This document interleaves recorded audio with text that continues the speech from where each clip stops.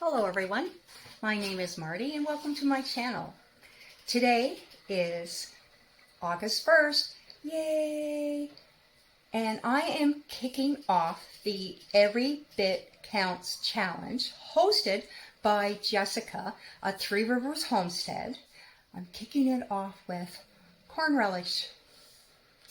I haven't made it for a few years and I really miss it. And I think it's a very timely thing to do in August.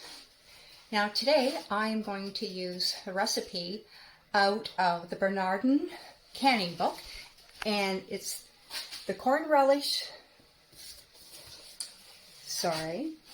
it's Homestyle corn relish, and it's on page 226 of this.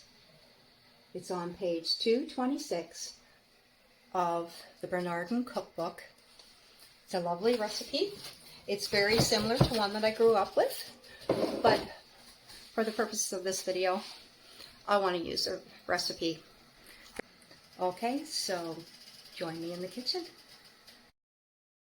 As you can hear, I have the canner warming up beside, and let's see. So for this recipe, it asks for 4 cups of white vinegar.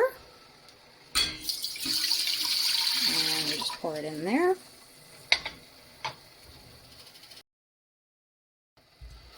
And you add 1 1/4 cups of sugar, 2 tablespoons of salt, and give it a little bit of a stir. So you're going to bring this to a boil over medium-high heat. So medium-high. All right. Stirring to dissolve the sugar. And once it's dissolved, you're going to add the rest of your ingredients. Sugar and salt have clearly dissolved, and now I need to add in the corn. That's 8 cups of corn, and you do it gradually. Yeah, and I've got it stirred in. And we're going to chop up 4 cups of red pepper.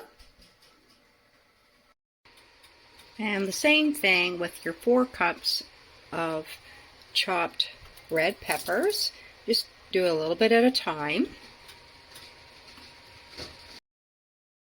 This is going to be so pretty. And then you slowly add in your 1 3/4 cups of diced celery.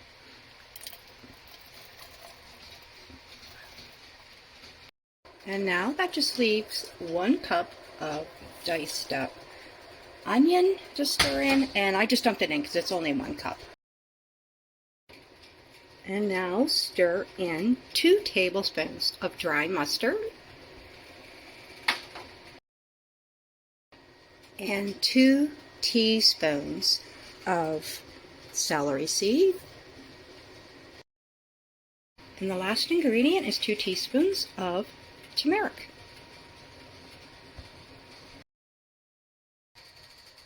And now we just cook this for about 5 minutes.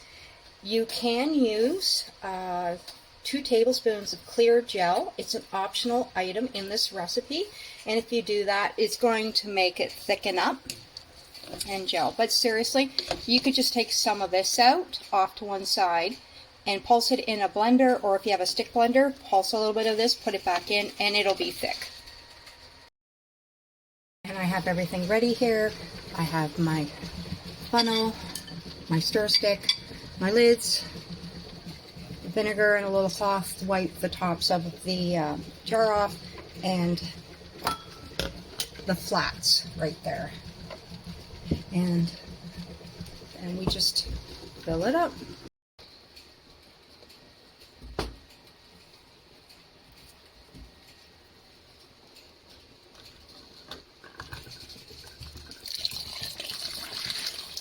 Take the carrots out.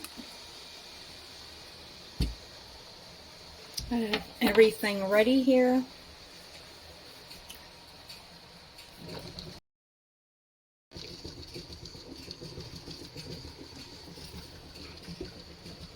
And you fill it up to a 1/2 inch headspace.